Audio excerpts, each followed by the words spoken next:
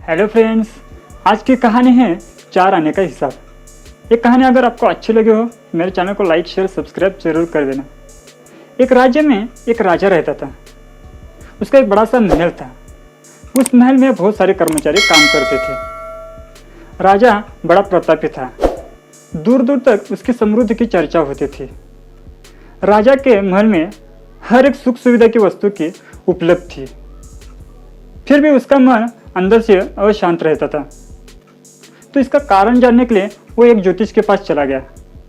उस ज्योतिष ने उसे उपाय बताया, लेकिन फिर भी उसका मन का दुख दूर नहीं हुआ और उसे शांति नहीं मिली। तो एक दिन राजा भेष बदलकर अपने राज्य के सर पर निकला। घूमते घूमते एक खेत के निकट से जा रहा था।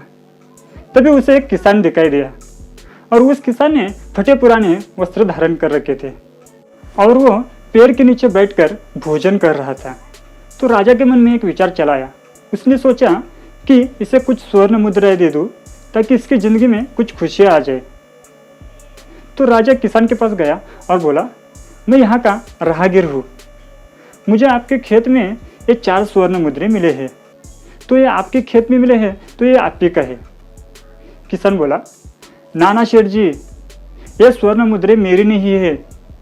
चाहे इसे आप रखो या किसी को दान करो, मुझे इसकी कोई आवश्यकता नहीं है। किसान की बात सुनकर राजा को थोड़ा सा अजीब सा लगा और बोला, धन की आवश्यकता किसे नहीं होती, भला आप लक्ष्मी को ना कैसे कह सकते हो। किसान बोला, मैं हर रोज 4 आने कमा लेता हूँ और उसी में प्रसन्न रहता हूँ। तो राजा बोला, क्या आप हर रोज 4 आने कमा लेते हो और उसी में प्रसन्न रहते हो, ये कैसे संभव है। किसान बोला, शेठ जी, प्रसन्नता उस पर निर्भर नहीं करती कि आप कितना कमाते हो या आपके पास कितना धन है, पता उस धन के प्रयोग पर निर्भर करती है। तो राजा बोला कि आप इन 4 आनों का क्या कर लेते हो। किसान उस बेकार के बहस में नहीं पड़ना चाहता था, लेकिन बात आगे बढ़ने के बाद बोला, 4 आनों में से एक आना मैं कुआं में डाल देता हूँ और दूसरा आना मैं कर्ज चुकाता हूँ, तीसरा मैं उधार दे देता हूँ और चौथा आना से मैं मिट्टी में गाड़ देता हूँ। तो राजा सोचने लगा, उसे यह उत्तर समझ नहीं आया। तो उसका जवाब वो पूछने वाला ही था तो वो किसान वहाँ से जा चुका था। अगले दिन राजा ने सभा बुलाई और पूरे दरबार में कल की किसान की कहानी सुनाई और सभी किसानों को उसका अर्थ पूछने लगा। तो सब लोग अपने अपने तर्क पेश किए, पर कोई भी राजा को संतुष्ट नहीं कर पाया। अंत में राजा ने उस किसान को बुलाने का निर्णय लिया और बहुत ही खोजबीन के बाद वह किसान मिला। उसे कल की सभा में प्रस्तुत होने का निर्देश दिया गया। राजा ने किसान से उस दिन के भेष बदलकर ब्राह्मण करने के बारे में बताया और सम्मान पूर्वक दरबार में बैठा। और राजा बोला, मैं तुम्हारे उत्तर से प्रभावित हूँ और तुम्हारे 4 आने का हिसाब जानना चाहता हूँ। बताओ, तुम कमाए हुए 4 आने से किस तरह खर्च करते हो जो तुम इतना प्रसन्न और संतुष्ट रह पाते हो।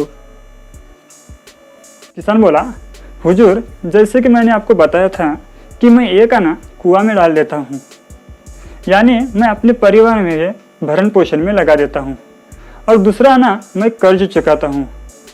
मैं अपने वृद्ध माँ बाप के सेवा में लगा देता हूँ, और तीसरा आना मैं उधार दे देता हूँ, यानी मैं अपने बच्चे के शिक्षा और दीक्षा में लगा देता हूँ, और चौथा आना मैं मिट्टी में गाड़ देता हूँ, यानी मैं 1 पैसे की बचत कर लेता हूँ, ताकि समय आने पर मुझे किसी के सामने हाथ फैलाने की ज़रूरत ना पड़े और मैं इसे धार्मिक, सामाजिक और अन्य आवश्यक कार्य में लगा सकूं। राजा को अब किसान की बात समझ आ चुकी थी। राजा का समस्या का समाधान हो चुका था। वह जान चुका था कि यदि उसे प्रसन्न एवं संतुष्ट रहना है तो उसे भी अपने अर्जित किए धन सही उपयोग करना होगा। दोस्तों, हम पैसे के मामले में हम भी कहीं ना कहीं गलती कर रहे हैं। लाइफ में बैलेंस बनाना जरूरी है और इसके लिए हमें अपनी आमदनी और इसका इस्तेमाल पर ज़रूर गौर करना चाहिए। नहीं तो हम भले लाखों रुपए क्यों ना कमाएं, पर फिर भी प्रसन्न एवं संतुष्ट नहीं रह पाएंगे।